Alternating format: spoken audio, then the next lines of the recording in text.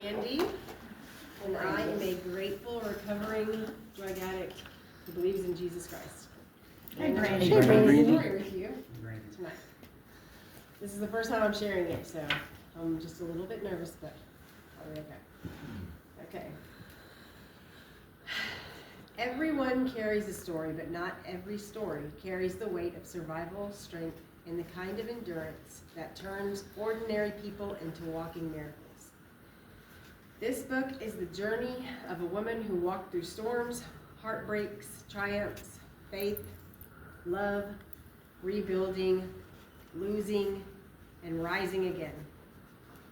It is the story of a life shaped by struggle and healed by God's steady hand. For starters, I was born in Illinois to two teenage parents who were still trying to figure life out for themselves. My mom was 16 and my dad 17. This was in 1980. My mom was, just 15 months after I arrived, my little brother was born. And before either of us could understand the world around us, our lives were already moving fast. When I was 18 months old, we left Illinois and moved to Texas as a family, carrying with us all the instability of young parents trying to build a life they weren't ready for. My childhood was shaped by things no child should ever have to see. My mom worked hard. She believed in God, doing everything she could to protect us. My dad, on the other hand, lived a dangerous life as a drug dealer, wrapped up in addiction, violence, and chaos. When I was 3 years old, my parents divorced, and everything that followed carved very deep marks into my early years. One night, as we ran out of the house, my father chased us with a shotgun, firing at us as we tried to escape.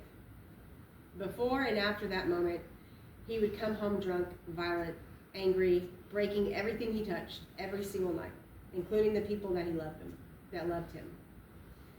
He cheated on my mom. He came home with lipstick on his collar. He beat my mother so badly that survival felt like a miracle for her, I'm sure. When she finally left him because he had found another woman, he did the same thing to her.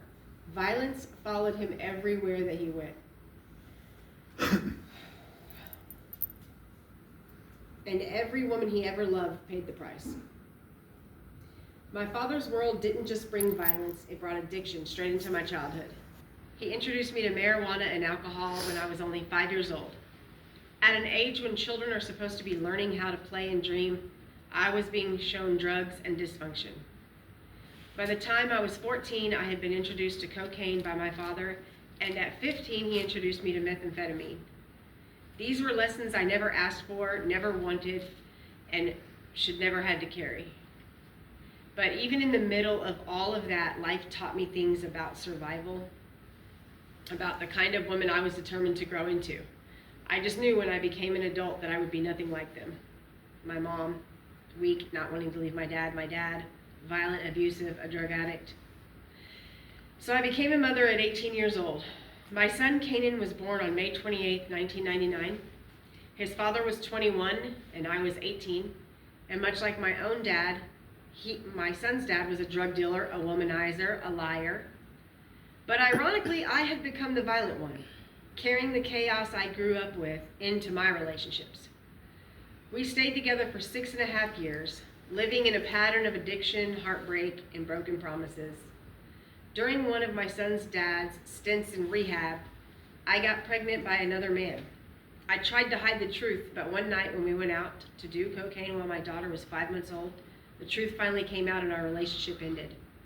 Soon after, I got involved with someone I'd known since high school, and he wanted a baby. We had another child together, but addiction and chaos pulled me deeper. I ended up in jail for 30 days while pregnant, a result of checks and credit card fraud and desperate decisions of someone drowning in addiction. By the time I was 24, I had 3 children and was a single mother again because of the abuse I suffered in that second relationship. Methamphetamine wrapped its hands around my life once more, unraveling everything. My addiction this time led to real time. At least I felt like it was real time at the time, 18 months away from my children. When I got out, I thought I had life all figured out. I thought I would settle down, get married, have children the right way, but I was still sick still trying to control my life on my own and still running from God.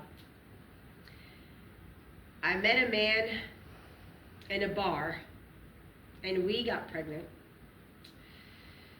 3 weeks after giving birth to my son, Carter, I became pregnant once more, having Irish twins. By 30 years old, I had 5 children, 3 nearly grown and 2 babies. And I was back on meth after 6 years of sobriety. But I never had any program treatment, and I just was a dry drunk. Then came something that shattered my world, a deep generational demon. Molestation entered my family. I will not go into details, but it weakened me. It buried me in guilt and shame. I blamed myself. And instead of fighting to get sober, I used it as another excuse to run deeper into the drugs. For the next 10 years, I was in and out of prison. Out of those 10 years, I spent 7.5 locked up.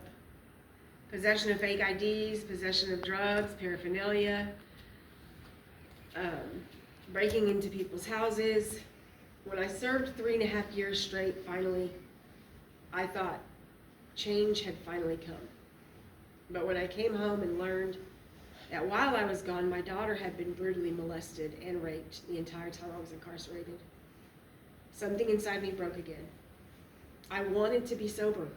Out of that pain, I wanted that to be my reason that I finally did the right thing. But instead, I used that as an excuse to go back into my addiction. For another 2 years, 2.5 years, I had a pretty good run. That was probably the longest one I had on drugs without going to jail. And then I got arrested by Fort Bend County, which became a turning point because something felt different for me. My best friend, the one I had been friends with for 10 years, overdosed 2 weeks after I was released. At the same time, my husband, who planned to take his charges to trial, ended up with a 20-year sentence because of what his brother did. At that point, it became pretty real to me that I had dodged a bullet, and the only way I could have dodged that bullet was with God. I was alone, broke, lost, exhausted, and at the end of myself. When I came home, I was starting over from nothing. I took whatever work I could find, $10 an hour with no full-time hours, then $12, then $15 until a background check took that job away too. Finally, I got hired as an inventory processor, making $17.75 an hour. 2 months later, I moved to returns and was given a raise to $19.50. Recently, I was promoted to manager. I make $26 an hour plus overtime. I say this because I never thought that would be possible.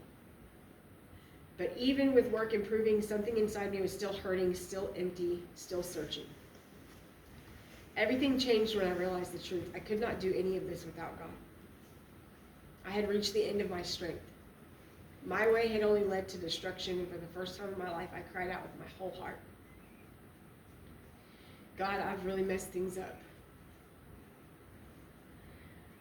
I didn't take any opportunity that you gave me.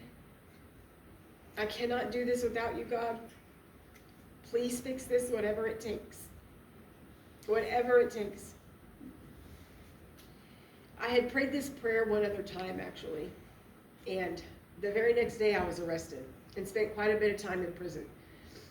This time, he didn't have to rescue me. I was halfway there. He came in a major way, lifting me up, rebuilding every broken place that I thought was beyond repair.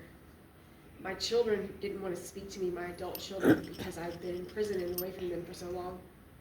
And now they speak to me with love. My mother, who was disgusted and heartbroken, just despised answering my phone call, is now proud of me.